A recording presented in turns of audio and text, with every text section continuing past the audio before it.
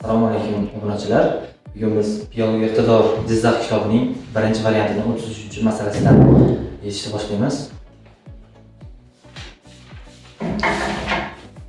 33-masala. Birinchi variant.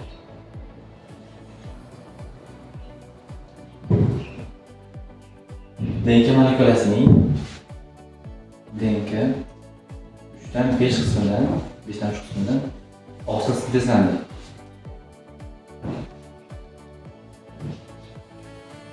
Buni bo'ladigan bo'lsak 0.6 chiqadi. Bilamizki, DNK bilan oqsilning nisbati 6 ga 1. Bu 0.6 bo'ladigan bo'lsa, bu 0 va x bo'ladi. Endi shu oqsildagi aminokislotalar soni DNKdagi purinlar sonidan 1200 ga farq qiladi. Bu bizning DNKmiz x edi. Uni 0.6 x dan oqsil sintezlandi. Shu DNKning yarmi, ya'ni purinlar, purin va pirimidinlar demakanda shu DNKning yarmi purin, yarmi pirimidin bo'ladi. Shu purinlar 0.5x qilamiz endi. Chunki DNKning yarmi purina bo'ladi. 0.5x ayrimiz 0.1x. Ya'ni 1200. 1200 ga farq qilyapti. Aksiy farq chiqadi. 0.4x teng 1200. X teng 3000 chiqadi. 3000. Chunki bizda DNKdagi nukleotidlar soni. Endi adeninlar soni umumiy nukleotidlarning 20% ni tashkil qiladi deymiz. Adenin 20% bo'ladi. Yani yarmi 50% bo'lishi kerak.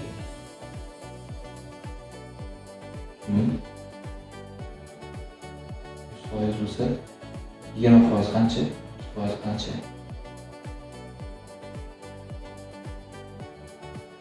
100'da 5 yildan bo'lsak 600. Bu bo'lsa 100 bo'ladi. Rugonlar, timinlar.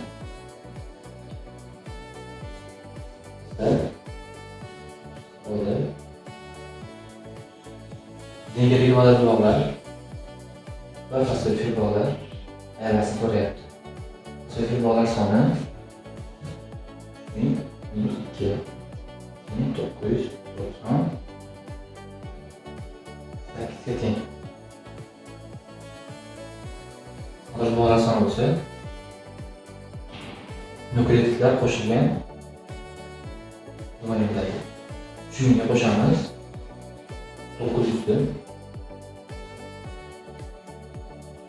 3900. Endi shularni ayiramiz. Ayiradigan bo'lsak 3900 dan 2900 ayiradigan bo'lsak bizda bu 900 x chiqadi. Bu joy bizda dada turib kelgan.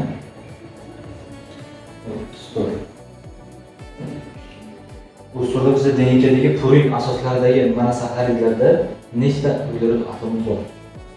Shuni bilishimiz kerakki, bitta purin asosida 5 ta uglerod atomi bo'ladi. Uglerod atomi. Pirimidinda 6 ta bo'ladi.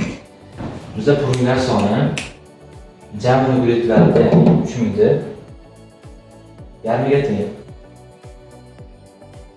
Bu 1500, to'g'rimi? Buni endi 5 ga batirish kerak. Ya'ni undagi uglerod atomni topish uchun 1500 ta deydi. 1500 ta purinlar deydi.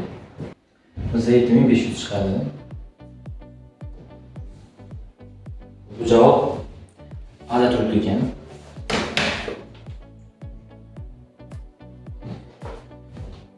Endi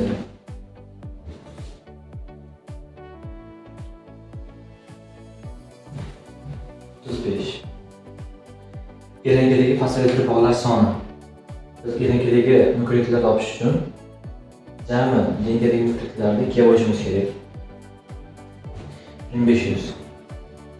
Bu DNKdagi nukleotidlar soni. Bundagi fosfolitli bog'lar topish uchun bir darajamiz kerak, chunki bu bitta zanjir bor bunda. Desak 1499. Denkadagi nukleotidlardan nechtaga farq qiladi? Denkadagi nukleotidlar bizda 3 mingta. 3 mingdan ayiramiz 1499 ta. 3 mingdan ayiramiz 1499 ta. 1501. 1501 bizda birinchi javobda turibdi ekan.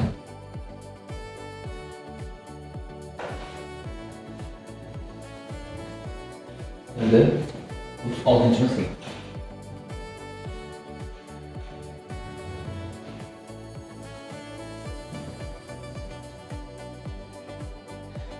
Bizda denkada berilgan bizda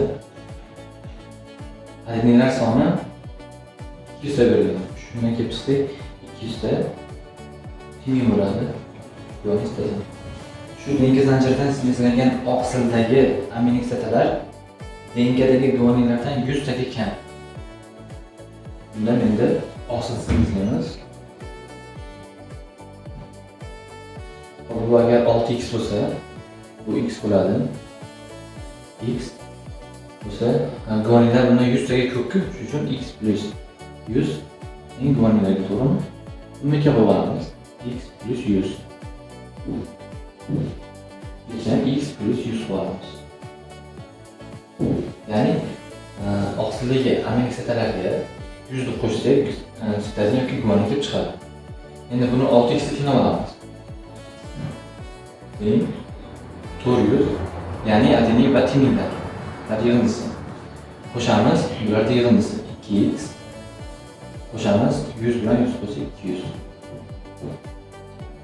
Endi 6x ni 2x bu tarafga o'tsak, ayirish ishorasi bilan o'tadi. 2x minus 2x. Bularni qo'shadigan bo'lsak 600 bo'ladi. Buni ayirsak 4x 600. X teng 150. 154. Hop, 150 bu nima ekan? Oqsil ekan.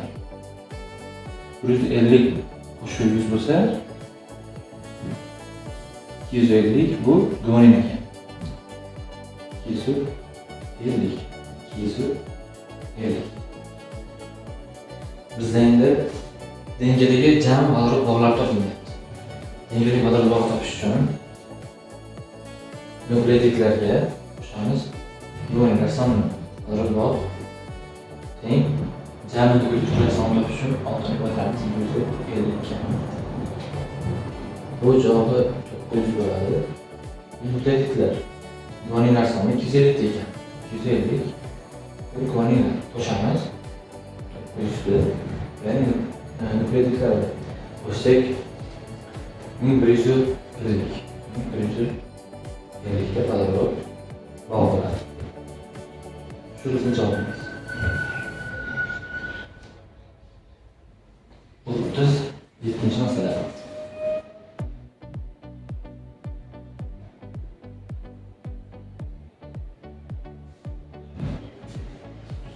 To'shidan men manoqqa o'qilmoq kerak.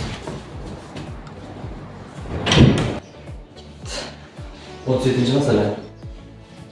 Bu masala bizda atevga oid ekan. Bizda 3 kunda saqlangan glyukoza miqdori berilgan. Birinchi kun, ikkinchi kun va uchinchi kun. Bu birinchi kunda bizda 720 gram glyukoza. Bunu bir şekilde olgan bo'lsak, hop. Adashmasam 120 ularni 180. To'g'ri. To'g'rimi? İkinci kunda 1080. Ularimiz 180. Bu 6 oldu. Üçüncü günde 1400 kaldı.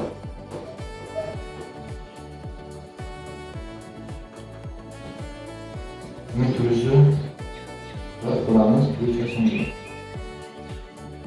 8 var. Kısmı glukoz.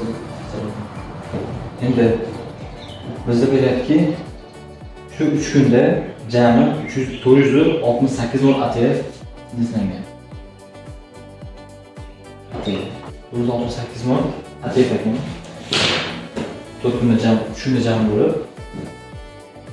glyukozaning bir qismi chala, bir qismi to'liq parchalangan deyapti. Biz jami glyukozani topib olamiz. 4 plus 6 plus 8 18 mol. 18 molni bir qismi to'liq, bir qismi chala parchalangan. Shunda jami 468 mol ATF sindirilgan jami. Endi biz buni 2 nomini tenglab olamiz. 2 nomini tenglab x plus y teng 18 2x plus 8 y teng 468. Buni 2'ye ko'paytirsak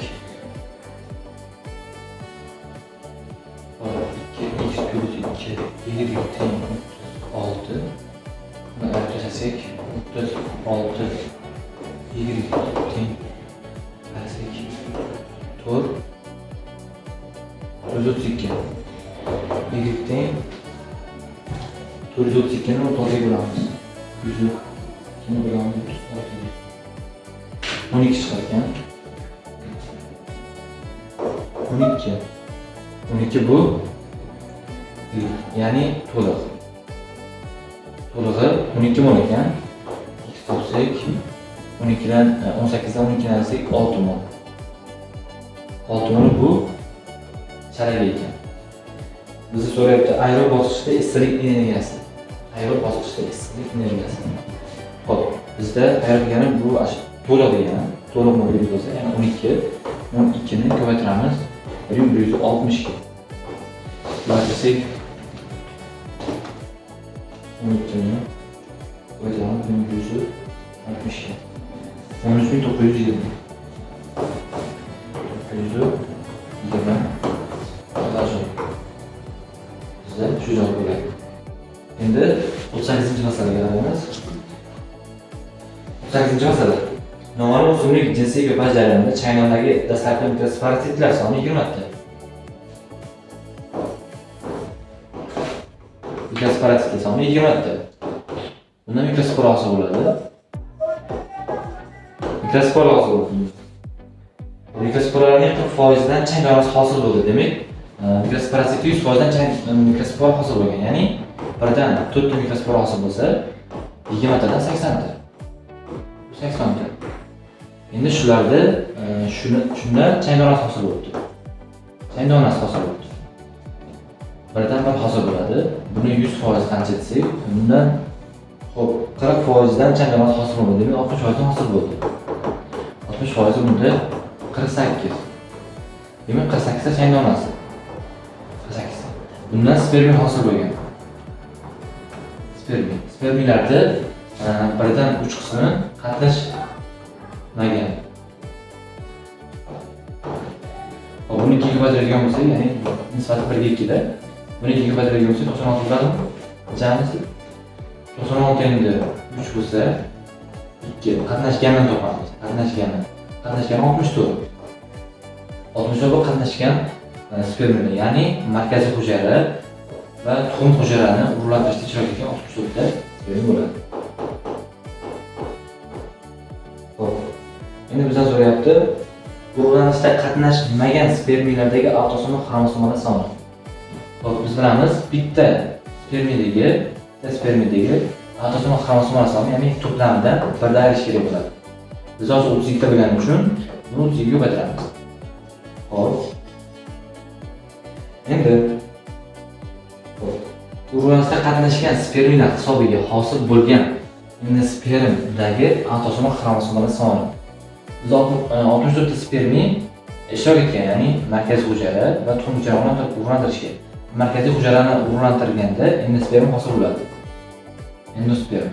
Nechta spermiy bo'lsa, ya'ni bunga 32 ta spermiy ishtirok etgan markaziy hujayrani urug'lantirish uchun. Qancha spermiy urug'lantirishda ishtirok etsa, shuncha endosperm hosil bo'ladi. 32 ta endosperm. Buni endi avtosomal xromosomalar soni 3n - 3. Bunda 3 ta xromosom tashqariga chiqarsak, 3 n minus 1. Ko'paytiramiz.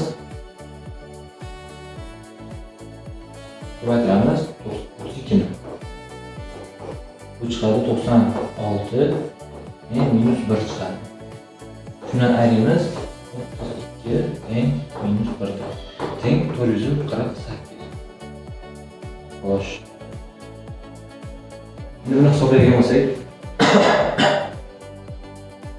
bular ikkalasi bir xil bo'lgani uchun bu oldingi sonlarni ayiramiz. Tartib 64. Agar matematikani yaxshi biladigan bo'lsalaring, buni tushunasizlar. Qanaqa nima qilayotganimni.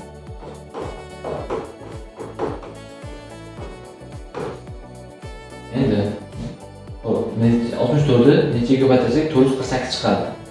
Yana nima qildi? 2 ko'paygan x teng 10. Biz bu x bizda n minus 1. Shu n minus 1 topish uchun shu javobni boshlaydi bo'lishimiz kerak. Demak, n minus 1 shunga teng bo'ladi. Shuning uchun biz n minus 1 teng qilamiz 448 ni 64 ga bo'lishimiz kerak. N minus 1 buni bo'ladigan bo'lsak javobi 7 chiqadi. Xo'p, bizda n minus 1 teng 7. Endi o'zi teng bo'ladi 8 ga. Ya'ni bu tarafga plus o'tadi. Plus 1 teng 8. Endi bu bizda gaploy to'plam 8 ga teng ekan. Biz buni diploy to'plam topish kerak. Diploy to'plamni topishimiz kerak. 2 teng 16 bo'ladi. Bizda javob shu. Endi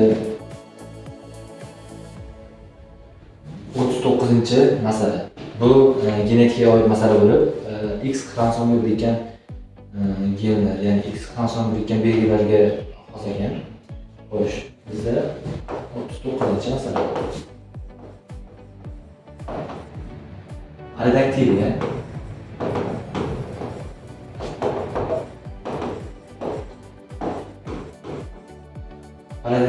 va miopiya kasalliklari autosoma dominant tipda irsilanib, boshqa gamologik xromosomalarda joylashgan. Demak, ular autosoma dominant. Katta A bo'lsa polidaktilia bo'yicha kasal bo'ladi, agar kichkina A bo'lsa polidaktilia bo'yicha sog' bo'ladi. Ya'ni bu o'sha barmoqlarga oid kasalliklar. Agar barmoqlar bo'yicha esa polidaktilia olamiz. Miopiya. Miopiya bu ham autosoma dominant kasallik bo'lib, boshqa har xil belgilanadi. Ya'ni bu sog' bo'lsa kichkina B. Gemofiliya kasalligi bo'lsa, bilamiz, X xromosomaga birikkan resessiv kasallik. Gemofiliya. X kichkina sog' bo'lsa, X katta H. Sog' X katta H.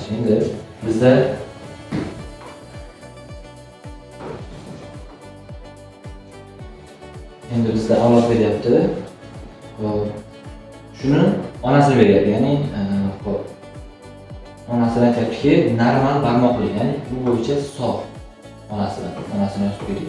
Onasi polidaktil, ya'ni barmoqlari normal deyapti. Shuning uchun kichkina A olamiz. Gemofiliya bilan kasallangan.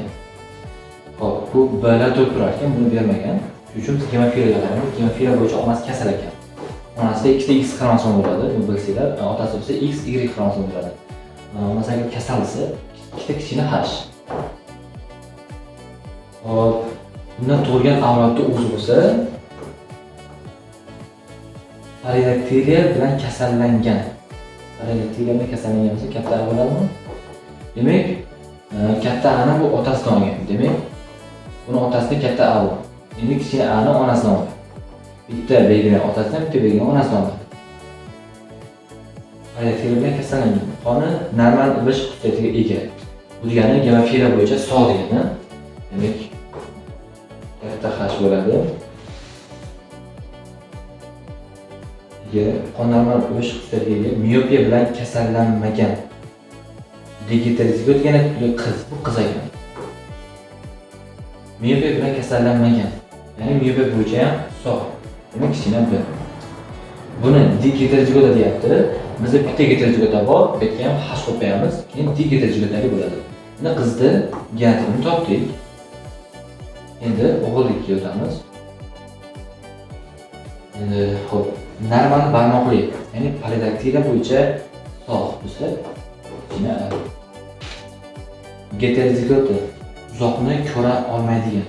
Bu miopiya kasalligi bo'lib, geterozigota ekan, ya'ni bu kasal. Gemofiliya bo'yicha sog'lom yigitga, gemofiliya bo'yicha sog'lom bo'lsa, katta H bo'ladi, Y bo'ladi. Shunga turmushga chiqdi, ya'ni katta X katta H kichkina H. Endi buni tashlamiz.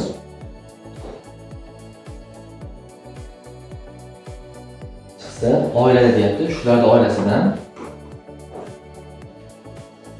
normal barmoqli, ya'ni B bo'yicha sog'lom. Normal barmoqli.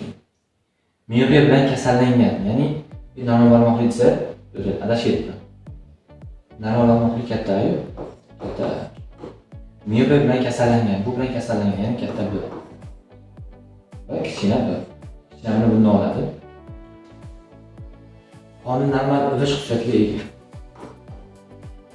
O'g'il ekan, ya'ni gemofiliya bo'yicha sog' bo'lsa katta H. Ular oilasidan shuni topishimiz kerak. Xo'sh.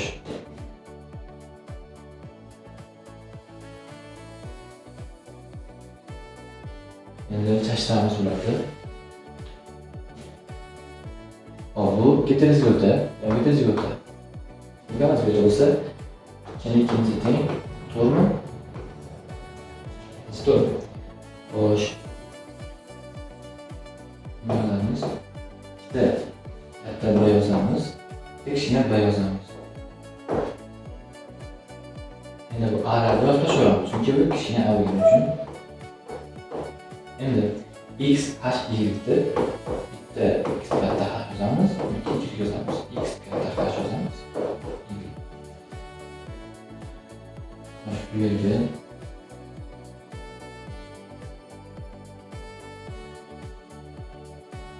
bu yerga endi qizni genotipini, ya'ni gametalarini olib yozamiz. Bu ham geterozigota ekan. Yana biz A'dan ikkitadan qo'yib chiqamiz.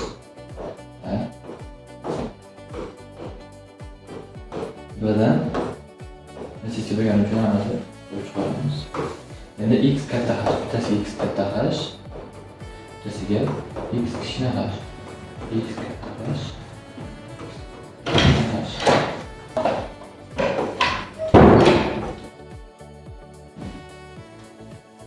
Xo'sh, mana genotiplarni yozib oldik. Endi bulardan avlodni qidiramiz. Bizda avlod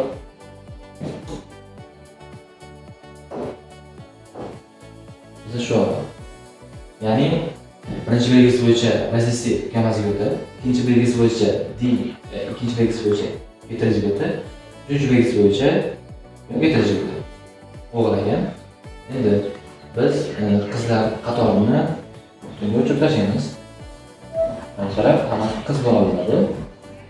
Bu taraf qiz bola bo'ladi hammasi. Mana bu taraf endi o'g'il bola qoldi. Shu 8 ta joydan qidirish boshlaymiz. Endi birinchi o'rinda bizda birinchi belgisi nima bo'lishi kerak? Resessiv gamozigota bo'lishi kerak. Shuning uchun biz bu tarafdan o'chirib tashlaymiz. Bu 4 ta joyda o'chirib tashlaymiz. Bizda endi 4 ta joy qoldi. Yana qisqartiramiz. Bir geterozigota bo'lishi kerak. Geterozigota. Bu bo'lmasa ekan. Bunda kasal bo'lib qoladi. Bunda sog' bo'lib qolar ekan bunda. Ikkinchi belgisi bo'yicha sog' bo'lib qolar ekan. Bizga ikkinchi belgisi bo'yicha kasal kerak edi. Bizda uch ketadi. Xo'p, bunda ham ikkinchi belgisi bo'yicha sog' bo'lib qolar ekan. Bu ham ketadi. Chiqgan ekan, qiz bola ekan. Bu ham uch ketadi. Ikkinchi belgisi bo'yicha sog', ikkinchi belgisi bo'yicha sog'. Bizda ikkita joy qoldi. Bunga taqqoslaymiz. Kichkina geterozigota X katta H bu to'g'ri keladi. Bu to'g'ri kelmaydi. Chunki bizda kichkina h, ya'ni kasal o'qiladi bizga, sog'lari kerak edi. Bu ham chiqadi. Bizda faqat bitta avlo to'g'ri kelyapti. Xo'p, bizda nechta? 1 2 3 4 bizda 16 ta. Jami avlo bizda 16 ta bo'lsa, 16 tasi 100%, 100%, bittasi necha foiz desak? Hop. 100 bo'lamiz 16 ga. 6,125. 6,25. Bizda javob shu. Yani qandaydir savollaring bo'lsa, albatta kommentariyga yozib qoldiringlar. Iloji boricha savollaringga javob berishga harakat qilamiz. Mayli, salomat bo'ling. Obuna bo'lish esdan chiqmasin, like va kommentariy. Salom obunachilar. Bugun biz birinchi variantni 41-42 masalasini ishlaymiz. 40-masalada o'tgan safar 39-masalaga yetishdik. 40-masalada qanaqadir xatoliklar bo'lgani uchun tekshirishyapti. Albatta, buni ham chiqaramiz xatoliklar to'g'rilashgandan keyin. Endi biz birinchi variantni yozma ishlardan eshitishni boshlaymiz. 41-chi misol. Rayonlarni yung rangini irsilanishi ko'p allellik qoidasi asosida yuzaga chiqadi. Sigini rangni agouti qora rang bo'lishini ta'minlaydi.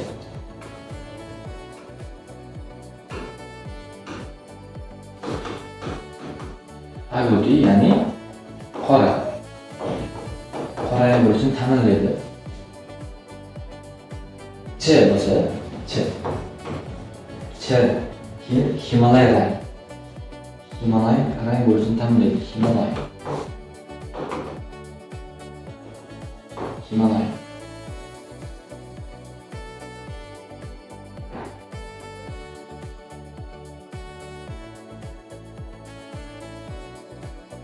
Hop.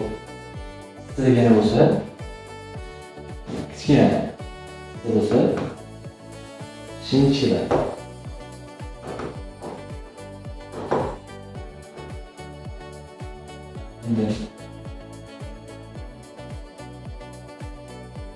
Hop, mana biz yozuvdik.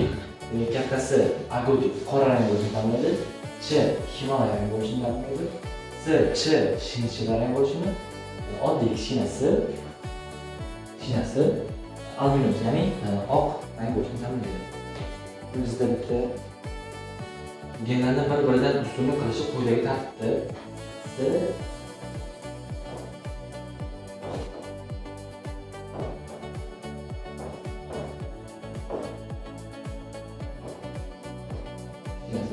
Ya'ni bu hammasi uchun dominant.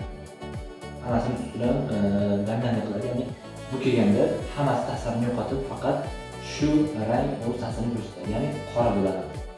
Agar bu bilan bu uchalasiga keladigan bo'lsa, bu hammasini ta'siri yo'qolib, bu ta'sir ya'ni bu rangi, ya'ni Himalay rang yuzaga chiqadi. O'zi resessiv. Eng kichkina, ya'ni bu boshqalarga kelganda o'z ta'sirini ko'rsatmaydi, faqat o'zi kelganda, ya'ni kichkina o'zi kelganda o'z rangini namoyon qiladi.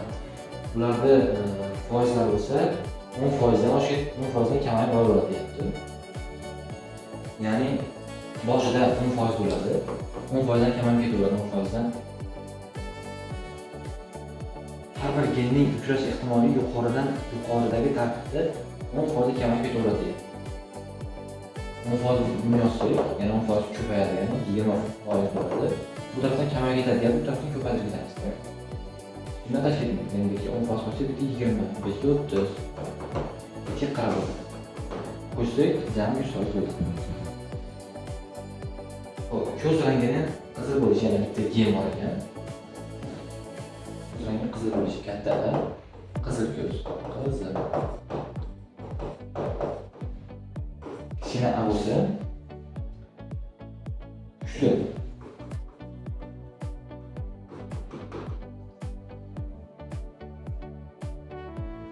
A genini uchrash ehtimoliga 60%.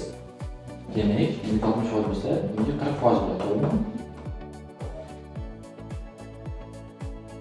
Xo'p. Jami 2000 ta, 20 mingta qo'yib jami ya'ni 20 ming. 20 mingta quyon bo'lar ekan. 20 mingta quyon. Endi bizda asosiy so'rayapti, populyatsiyadagi shinchilarangdek ko'zli quyonlar soni toping deyapti. Endi biz buni qanday topamiz desak, biz uning uchun ya'ni shularning hammasini biz chashtirishimiz kerak. Bularni alohida, ya'ni alarni alohida chashtirishimiz kerak. O'zim gapiramiz.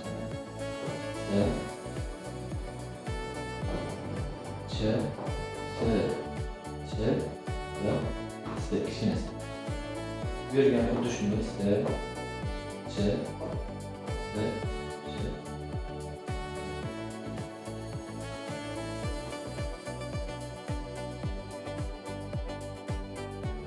bu yerga har birini qiymatini yozib chiqamiz.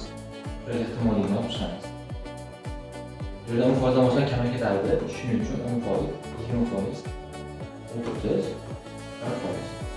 40%, 30, 20, 10%. Endi bu yerga birovga alarni yozib ketamiz. Bu o'qishida bu qarab.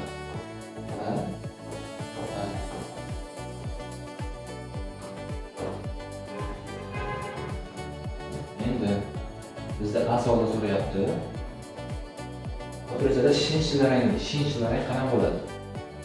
Shinchilar bo'lish uchun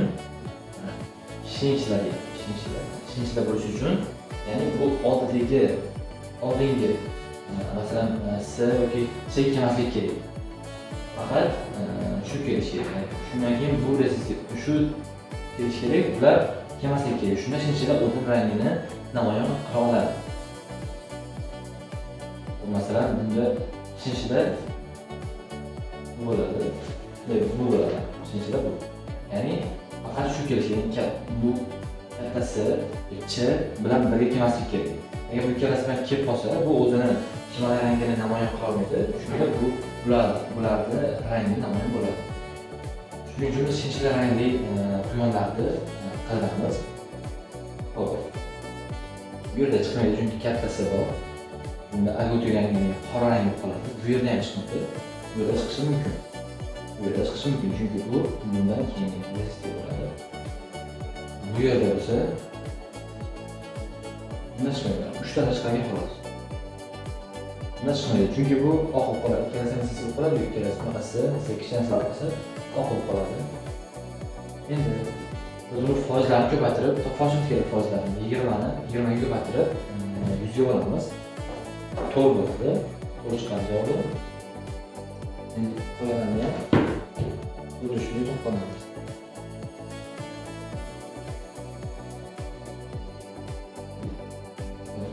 Buniki bo'lsa 2 bo'ladi. Buniki 2 bo'ladi.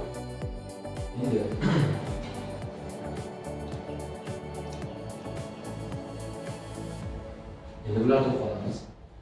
Bu yerda bizga pushti ko'zli degandi, to'g'rimi? Pushti ko'zli bo'lishi uchun katta bu qizil rang beradi.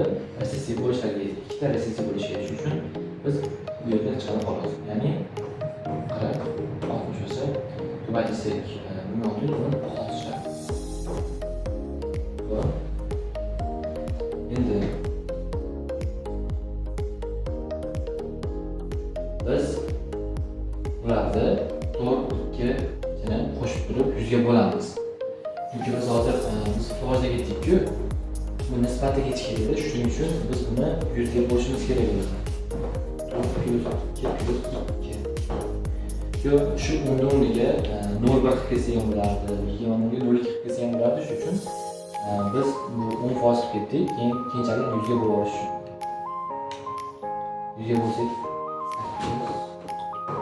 0,8 chiqadi. Keyin bu tarafda 0,10 chiqdi, buni ham 100 ga bo'lib olamiz. 10 bo'ladi. Endi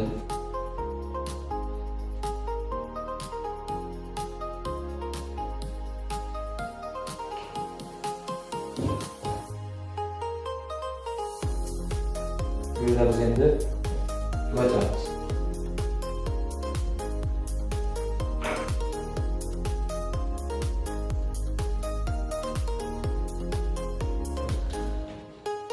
0.8 bajardi 0.6 ga.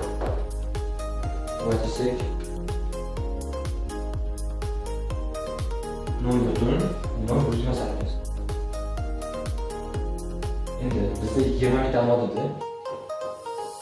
20 ga bajarganmiz. Bizda javobi shunda.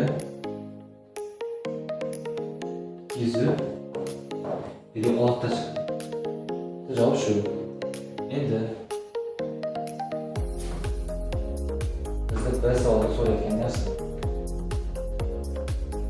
Populyatsiyada Himalay rangli qizil ko'z quyonlar. Himalay rangli qizil ko'z. Himalay. Biz Himalay rangida ko'ramiz. Himalay rangi bo'lishi uchun ya'ni bular kelsa bo'laveradi. Ya'ni bu bilan kelmasa katta S bilan kelib qolsa, bu qora rangga bo'lib qoladi. Ya'ni katta Ch bilan faqat ikkalasi kelishi mumkin. Shinchlar rangi bilan bilmaymiz, bu habitual kelishi mumkin. Bo'lsa bu qora rangga qoladi. Biz safar bundan topishimiz kerak. Bundan chiqmaydi. Bu tarafdan umuman chiqmaydi.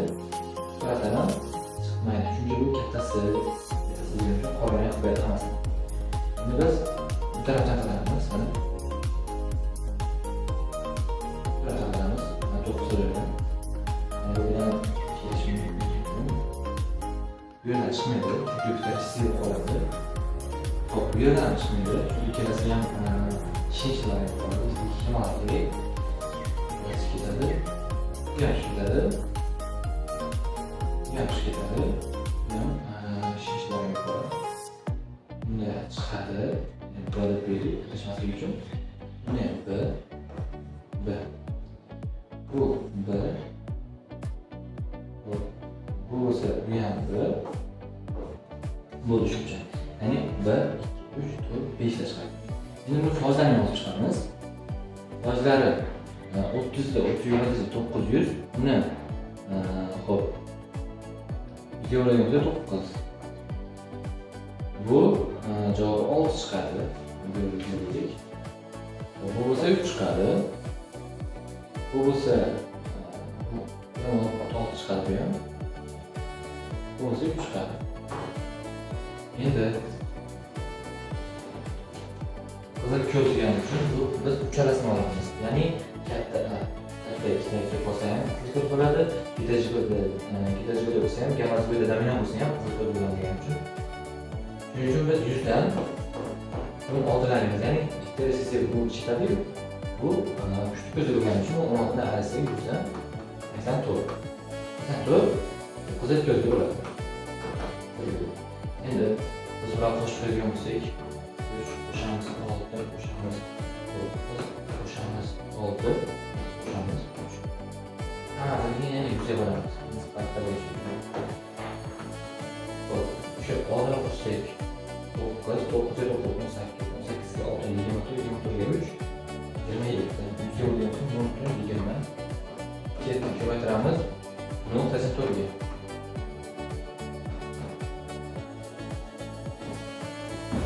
Bo'ladigan bo'lsak 0.27 ko'paygan 0.84 0.2 0.28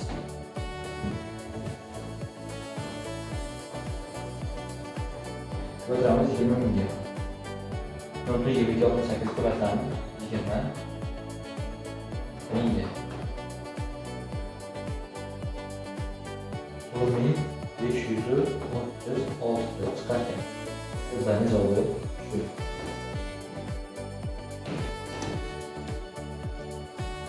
Xo'sh, endi bizda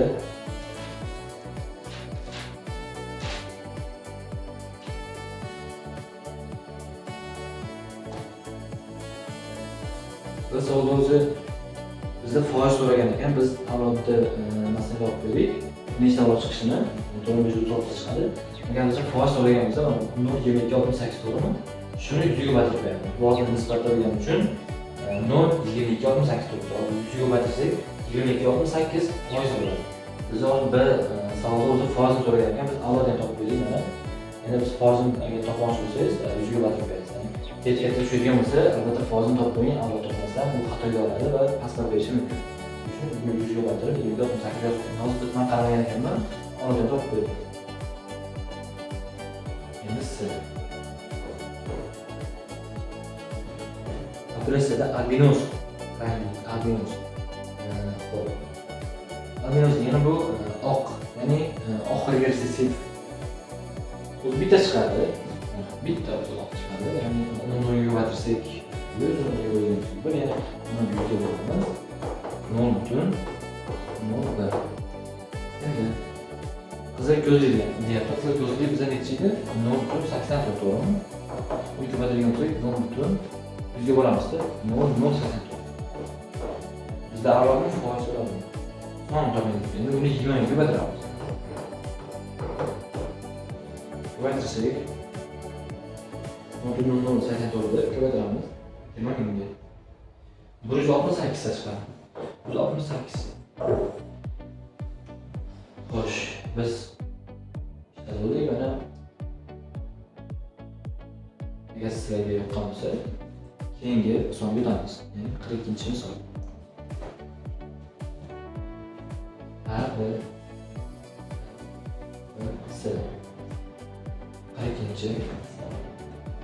Qarakinchi masala bu crossing over shunga o'xshash masala qo'yilgan ekan. Xo'sh, quyonlarning operatsiyada quloqlarning uzunligi kaltaliga ustidan to'liq.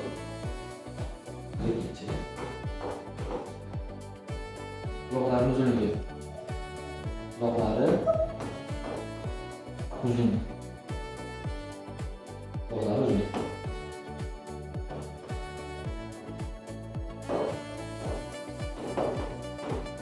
Quloqlari uzunligi katta. Bu kichkina. Rangini qoraligi, oqligi ustidan chala damlatlik bor. Shu chala va to'liq damlatlikda juda e'tibor berib o'qinglar. Agar chala damlatlik bo'lgan bo'lsa, GTZ-ga yana boshqa belgi bo'lishi mumkin. Hozir bu yerda tana rangining qoraligi, qora. Qora bo'lsa, demak katta B. Oq bo'lsa, resessiv, yamasga o'tadi. Yana qanaqadir rang GTZ-da bo'lar ekan. Hozir bu rangni GTZ-ga qaraganda kul rang bo'lar ekan. Kul rang. Kul rang bo'ladi GTZ-ga qaraganda. Bu GTZ-ga bo'ladi. Ushbu genga bitta avtosom hammasi bilan joylashgan bo'lib, chala birikkan genlar dardi. Bu chala birikkan yana bu o'rtasida kassimlar bor degan, ya'ni almashinadigan genlar degan. Yana bir tayoqcha yoziladi. Agar mavzuda chala birikkan degan so'zni eshitgan bo'lsangiz, shu tayoqchaga qo'yib ishlaysiz. Ular orasidagi masofa 20 markaningda. Ya'ni crossing foizi 20% ekan. Quloqlarning uzunligi, dumlarning kaltaligi bilan oyoqlari uzun, dumi kalta. Bunchalar ta'minlandi deyapti. Bu masalan sirqsik. Dag'alari uzun, dumlari uzun bo'lsa, shundan bo'ladi. Agar dag'alari kalta bo'lsa, kichkina sistir. Endi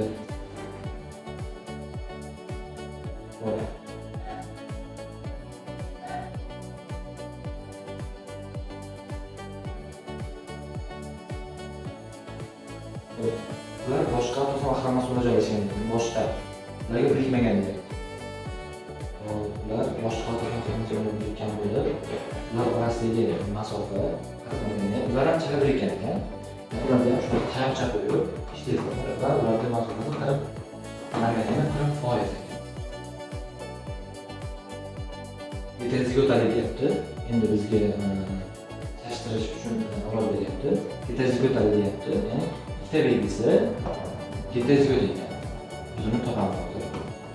GTZ-ga o'tadi, quloqlari uzun deyapti. Quloqlari uzun bo'lishi katta A edi.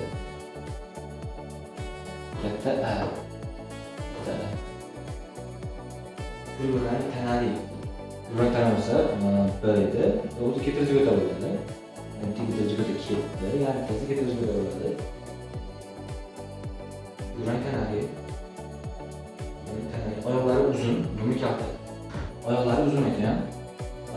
uzun bo'lsa S bo'ladi, to'g'rimi? Buni kalta, buni kaltaga katta. To'g'rimi? Dominant genlarini faqat otasidan olgan. Bu yerda bizda heterozigot degan ekan, ya'ni hamma belgilar heterozigot degan ekan. Shuning uchun biz to'g'risini heterozigot qilib oldik. Endi biz ikkinchi tashkillangan organizmni diametrini olamiz. D heterozigot, D ikkitasi heterozigot. Ikkitasi xolos. Uloqlari oyog'iga yumib kal. Uloqlari kalta bo'lsa, nima bo'ladi? Uloqlari oyog'iga. Oyog'i kalta bo'lsa, kichkina elish bo'ladi. Dumi kalta bitta katta. Dumi heterozigot bo'ladi. Bu o'zi bu ham heterozigot bo'ladi. Ko'rayotganlar endi shuni chashtiramiz. Xo'sh, buni chashtirish biroz qiyin. Lekin bu yerda yo'l bor. Shuning uchun bu holatda bu ikkita bor, ikkitasi boshqa otasidan xalos bo'ldi. Shuning uchun bularni har biridan gamet olishimiz. Krasnoyor bo'lgani uchun krasnoyor, makrasnoyor va krasnoyorlar olishamiz.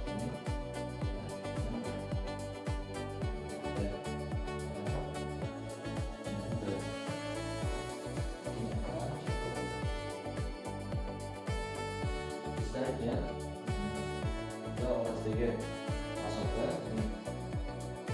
bu orasidagi 20 margarin bo'lsa bularga 10 dan tegadi. 10 margarinda bularga bo'lsa tegadi. Qancha degani? Endi xuddi shunday qilib yana o'qishamiz. Bularga endi 40 margarin bo'ladi.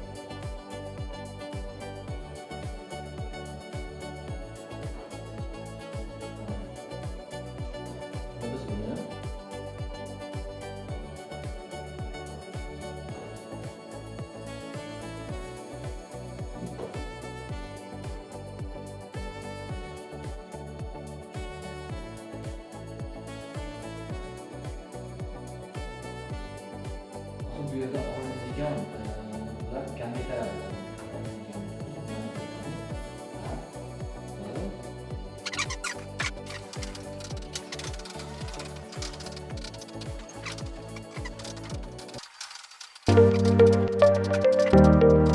Bu gametlar, ya'ni bu yerda 16 bizda gametlar chiqdi.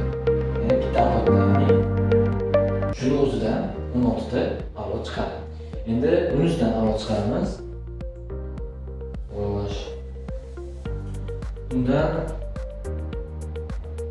adashmasam avlod 4 ta chiqadi. Chunki integratsiya bo'lgani uchun. Xo'sh, buni boshqacha katta, kichkina,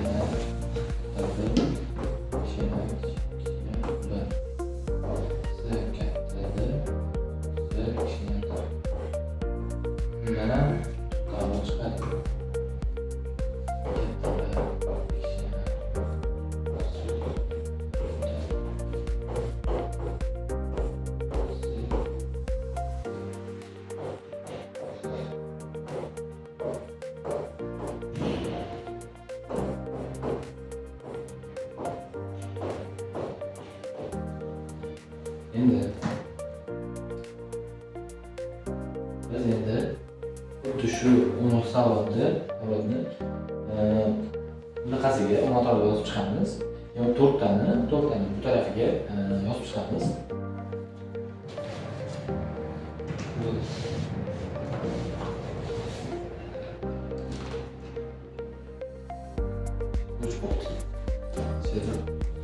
Uçurtma 3 bo'ladi. Mana biz hozir rekonstruksiyalarda avlodlarda oldik, ya'ni 16 ta avlodda bu yerga, 4 tasini bu yerga yozdik. Yana har biriga son qo'yib chiqdik, ya'ni nomning ismi. Bu yerga hozir bularda har biri masalan 30, 20 to'g'rimi? Bularga masalan 10, 40 ko'paytirib 100 ga boramiz. Tushunarlimi? Ko'paytirib 100 ga bo'lsak 12, yana nisbatga olishgan 100 ga bo'ladi. Ya'ni 0, 12 qilib yozgan masalan. Hammasiga ko'paytirib, ya'ni 100 ga, yana 100 ga bo'lib chiqarib oldik. Mana. Xo'sh, endi bizda A savolda so'rayapti. A savolda 4 ta geni bo'yicha heterozigotalik dominant genlarni bir tomonda deyapti. Xo'sh, bu yerga yozaylikmi? Ha. 4 ta geni bir tomonda emas deyapti. Heterozigota deyapti.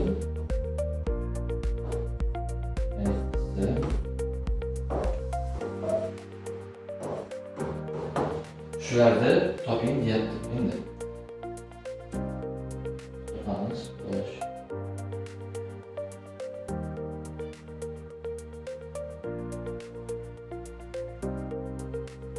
Bu yerdan biz o'rtagini bir tarafda heterozigota a'zolar topamiz. Bu yerda to'g'ralagan, ya'ni A, B, C, D bir tarafda turibdi va biz endi mana topishimiz kerak, resessiv topishimiz kerak. To'g'rilatamiz mana. To'g'rilatamiz, ya'ni bundan chiqarkan bu yerga chiqarib tushadi. Qizilda masalan A deb qo'yamiz. Birinchi masalani biz A savoli. A savoli bizdan shu avval so'ragandi. Ya'ni birinchi belgisi bo'yicha heterozigota, ikkinchi belgisi bo'yicha heterozigota, ya'ni to'g'ri belgisi bo'yicha heterozigota, ya'ni keyin dandaliklar faqat bir tarafda bo'lgan avlod so'raydi bizdan. Bu avlod hop bitta chiqadi xolos, ya'ni shunday chiqadi. Boshqa yerda bunaqa avlod yo'q buning uchun. Shuni hozir 3% bo'ladi. Ya'ni 100% 50 mingta bo'lsa, 3% 1500. Javoblarimiz orqali xato bo'lganligi uchun biz o'zimiz javobimizni yozib qo'ydik. Orqada javob boshqacha edi. Lekin boshqa avlod chiqmaydi. Faqat bitta chiqadi. Ya'ni to'g'ri belgisi heterozigota va hamma dominant genlar bir tarafda bo'lgan avlod. Endi bizdan B savolda birinchi belgisi bo'yicha resessiv gamazigota, ikkinchi belgisi bo'yicha heterozigota avlod so'ragandi. Bizda bundan 1, 2, 3, 4, 5, 6, 7 va 8, 9, 10, 16 ta chiqdi. Har birini foizlarini yozib chiqamiz va bu tarafda mana qo'shib chiqamiz. Hammasini qo'shib chiqqanimizda bizda 25 chiqdi. 25. 100% 50 ming bo'lsa, 25% 12,5 ming bo'ladi. Biz endi C savolda birinchi belgisi dominant, ikkinchi belgisi resessiv gamazigota, uchinchi belgisi ham resessiv gamazigota, oxirgisi ham resessiv gamazigota. Faqat birinchisi dominant bo'lsin deyapti. Bu holatdan ham faqat bitta chiqadi. Ya'ni aslida bitta shunday chiqadi.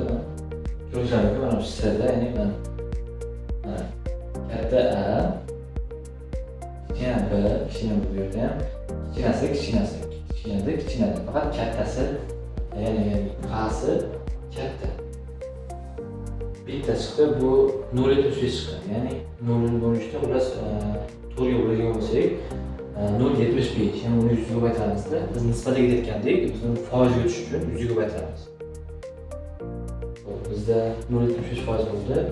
100% 50 ming bo'lsa 0,75% 175 chiqadi. Bizda shu edi.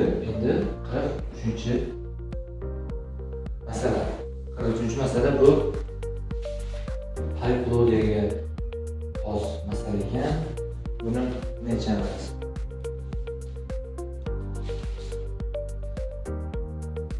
Poliploidiya. Degani nomi qizil rangda. Uchinchi masala. Degani qizil. Kichkina degani bo'lsa oq. Oq rang bo'lsa tamom. Lekin o'ziga energetik organizmni o'zlashtirib, avval mutatsiya tufayli ikkinchi holatdan 8 holatga o'tildi. Mutatsiyaga uchragan o'simliklar o'zaro chashtirildi, ya'ni 8 emas chashtirildi deyapti. Keyindan 8 ga o'tdi deyapti va chashtirildi. Ya'ni D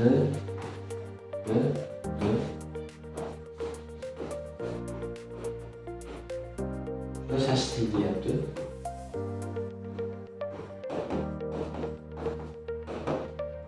Chashtirildi deyapti.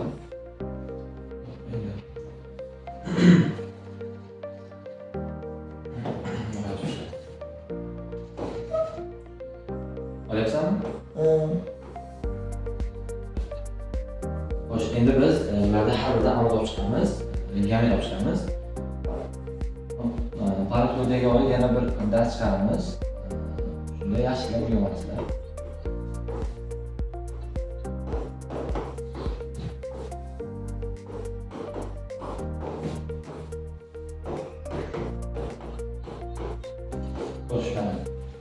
Xuddi shuni yana pastga olib chiqamiz. Xuddi shuni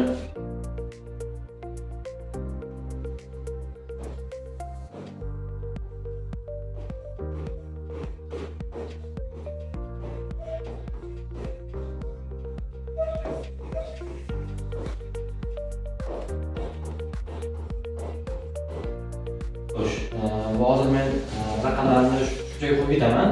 Keyin darslarda buni raqamlarni qanday topish kerakligi haqida o'sha keyingi chiqargan videomda yaxshilab tushunib olasizlar. Hozircha joyga qo'yib ketaman. 16, 136, 116,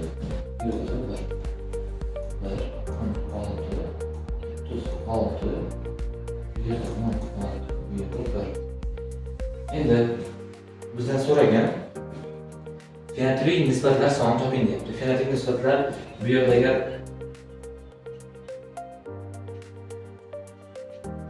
fenotipik nisbatlar hisoblaydigan bo'lsak, buni chiqadi. Bu fenotipik nisbatlar soni 4899 ga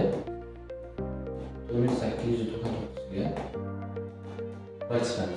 Buni qanday topdik desanglar, agar fenotipik nisbat deyapman. Bu D 4 dan qiladi-yu, ya'ni katta D bo'lganda har doim qizil bo'ladi, ya'ni kichkina D bo'lganda hammasi oq bo'ladi. Shuning uchun biz faqat bundan tashqari bu bir turadi. Qolgan hammasini bir-biriga ko'paytirib, bir-biriga ko'paytirib qo'shib chiqib birga sotib olamiz. Chunki fenotipda bu hozir oq bo'ladi, qolgan hammasi qizil bo'ladi. Chunki katta D'lar bor ularda. Shuning uchun 4899 ga 1 bo'ladi.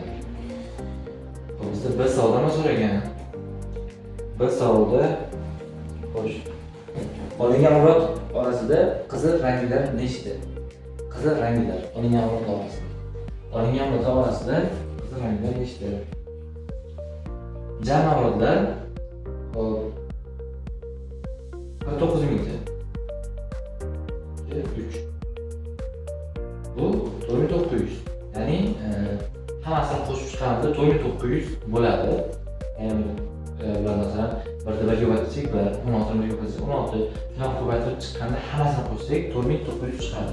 Endi bizda qizillar toping degan uchun biz bir darajani 4900 dan 4899. Nima bir to'plashyapti desanglar, chunki bu oq bo'ladi, qolgan hammasi qizil bo'ladi. To'plasangiz shunda 4890 shu songa kelib chiqadi. Bu bir javob. Mana javob bu. Endi bizni sizdan so'rayapti. Siz savolda. Dominant va resessiv genlar nisbati birga bir bo'lgan organizmlar. Ya'ni dominant genlarga ham, masalan, dominant genlar ikkita bo'lsa, resessiv genlar ham ikkita bo'lishi kerak. Hozir bu yerda jami 8 ta bo'lgani uchun, ya'ni qarang, 1 2 3 4 8 ta. Xullas 4 tadan bo'lishi kerak. Birga misol bo'lishi 4 ga. Ya'ni dominantlarga 4 ta, resessivlarga 4 ta bo'lishi kerak. Bunaqalardan bizda xo'sh 5 ta chiqadi. Xo'sh, bizda bu yerda chiqadi.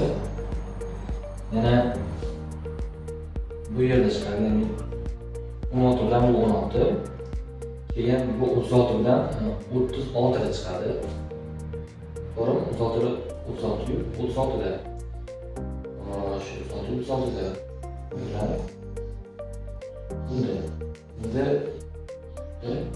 bu yerda ham chiqadi. Ya'ni bu 16 bilan bu 16 da chiqadi. Keyin oxiri bundan chiqadi.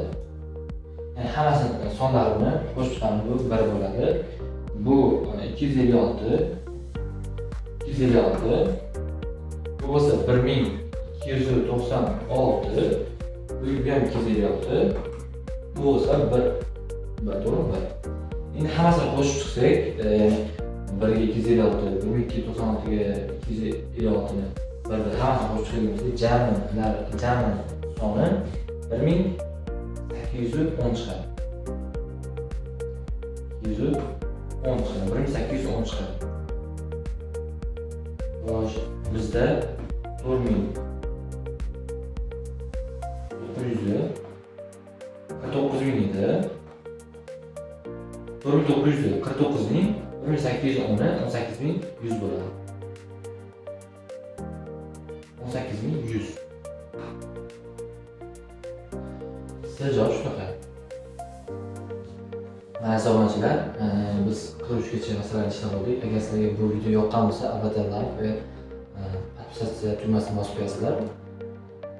Podpisatsiya tugmasini bosib qo'yasizlar. Agar qanday savollaringiz yo'q chiqmagan masalalar bo'ladigan bo'lsa, oxiriga boshqa gapir faqat. Oxiriga gaping. Mana obunachilar tashlaymiz. Biz 18100 chiqadi. 1810 ni 4949 bo'lsa, 1810 ni 18100 chiqadi. Xo'sh, hurmatli obunachilar, mana qiruvchi masalaga ishlab bo'ldik. Agar bu video sizlarga yoqqan bo'lsa, foydali bo'lgan bo'lsa, albatta like, tugmasini bosib qo'yasizlar. Agar yana chiqmagan masalalaring bo'lsa, kommentarga yozib qoldirsalaring, iloji boricha yechishga harakat qilamiz. Mayli, xayr, salomat bo'ling.